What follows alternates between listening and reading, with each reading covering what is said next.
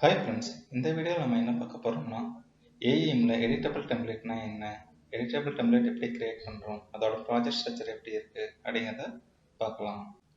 டெம்ப்ளேட்னா என்ன அப்படின்னா, டெம்ப்ளேட்னா பார்த்தீங்கன்னா இட்ஸ் அ ப்ளூ பிரிண்ட் அப்படின்னு நம்ம சொல்லுவோம்.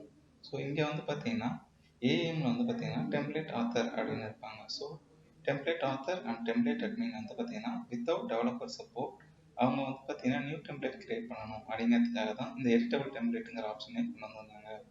ஸோ எனக்கு ஏதாவது நியூ டெம்ப்ளேட் கிரியேட் பண்ணணும், அப்படி இல்லை ஆல்ரெடி இருக்கிற டெம்ப்ளேட்டில் பார்த்தீங்கன்னா லே அவுட் சேஞ்ச் பண்ணணும் அப்படின்னா டெம்ப்ளேட் ஆத்தர் பார்த்தீங்கன்னா ஈஸியாக எடிட் பண்ணிக்கலாம் வித்தவுட் டெவலப்பர் சப்போர்ட். டெம்ப்ளேட் அப்படிங்கிறது பார்த்தீங்கன்னா ப்ளூ பிரிண்ட்னு நம்ம சொல்லியிருந்தோம்.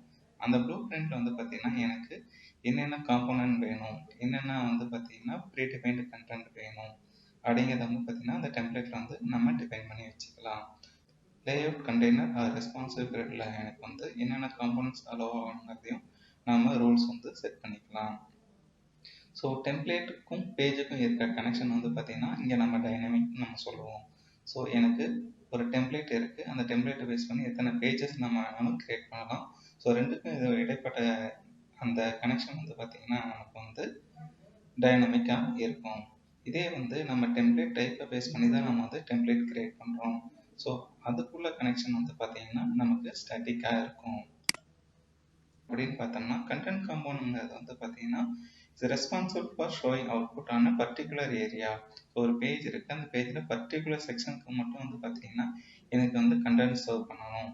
அப்படி இல்லைன்னா இமேஜ் ஆர் சம்திங் ஒரு செக்ஷனுக்கான விசிபிலிட்டியை நம்ம கொண்டு வரணும் அப்படிங்கிறதுக்காக பார்த்தீங்கன்னா நம்ம பார்த்தீங்கன்னா கண்டென்ட் காம்பவுண்ட் கிரியேட் பண்ணுறோம்.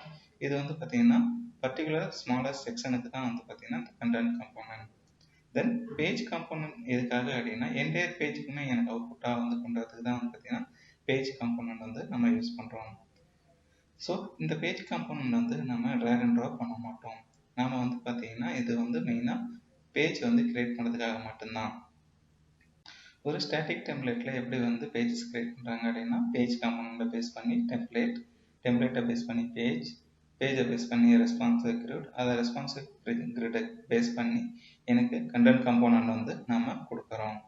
இதே நம்ம எடிட்டபிள் டெம்ப்ளேட்டில் எப்படி யூஸ் பண்ணுறோம்னு பார்த்தீங்கன்னா எனக்கு பேஜ் காம்பவுண்டை பேஸ் பண்ணி எனக்கு டெம்ப்ளேட் டைப், இந்த டெம்ப்ளேட் டைப்பை பேஸ் பண்ணி டெம்ப்ளேட், தென் அதை பேஸ் பண்ணி பேஜ், தென் அதை பேஸ் பண்ணி ரெஸ்பான்சிவ் கிரிட், தென் அதை பேஸ் பண்ணி எனக்கு பார்த்தீங்கன்னா கண்டென்ட் காம்பவுண்ட் பார்த்தீங்கன்னா நம்ம ஆட் பண்ணுறோம். ஸோ இந்த எடிட்டபிள் டெம்ப்ளேட்டை பார்த்தீங்கன்னா நம்ம எங்கே சர்வ் பண்ணுறோம் அப்படின்னா இது பார்த்தீங்கன்னா கான்ஃபிக் ஃபோல்டரில் நம்ம சர்வ் பண்ணி வச்சுருப்போம். ஒரு நியூ எடிட்டபிள் டெம்ப்ளேட் எப்படி கிரியேட் பண்ணுறதுன்னு பார்த்தீங்கன்னா நம்மளோட மெயின் பேஜில் டூல்ஸ் போயிட்டு டூல்ஸில் கான்ஃபிகரேஷன் ப்ரௌசர் போயிட்டு அதில் கிரியேட் ஆப்ஷன் கொடுத்து ஸோ கிரியேட் பண்ணும்போது பார்த்தீங்கன்னா நம்ம எடிட்டபிள் டெம்ப்ளேட் ஆப்ஷனை செலக்ட் பண்ணி நம்ம நியூ டெம்ப்ளேட் பார்த்தீங்கன்னா நியூ எடிட்டபிள் டெம்ப்ளேட் நம்ம கிரியேட் பண்ணுவோம். ஓகே, நம்ம ப்ராக்டிக்கலாக பண்ணும்போது அதை பார்த்தீங்கன்னா நம்ம பார்ப்போம். எனக்கு எடிட்டபிள் டெம்ப்ளேட்டில் என்ன இருக்கும் அப்படின்னு பார்த்தோம்னா டெம்ப்ளேட்ஸ் இருக்கும், பாலிசிஸ் இருக்கும், தென் டெம்ப்ளேட் டைப்ஸ் இருக்கும். தென் டெம்ப்ளேட்குள்ளே என்ன இருக்கும் அப்படின்னு பார்த்தோம்னா initial and JCR content, structure, policies and thumbnail, இது அஞ்சும் நமக்கு பார்த்தீங்கன்னா டெம்ப்ளேட்டில் இருக்கும்.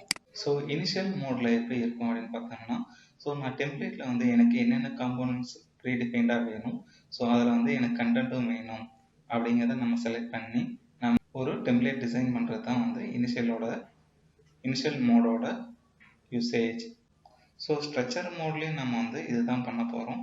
பட் எனக்கு ஸ்ட்ரக்சருக்கும் இனிஷியலுக்கு என்ன டிஃப்ரென்ஸ் அப்படின்னா ஸோ நம்ம கொடுக்குற இனிஷியல் கண்டென்ட்டை பார்த்தீங்கன்னா நம்மளால் பார்த்தீங்கன்னா எடிட் பண்ண முடியும். பட் ஸ்ட்ரக்சர் மோடில் கொடுக்குறது போது என்னால் ஆத்தரால் பார்த்தீங்கன்னா இதை எடிட் பண்ண முடியாது.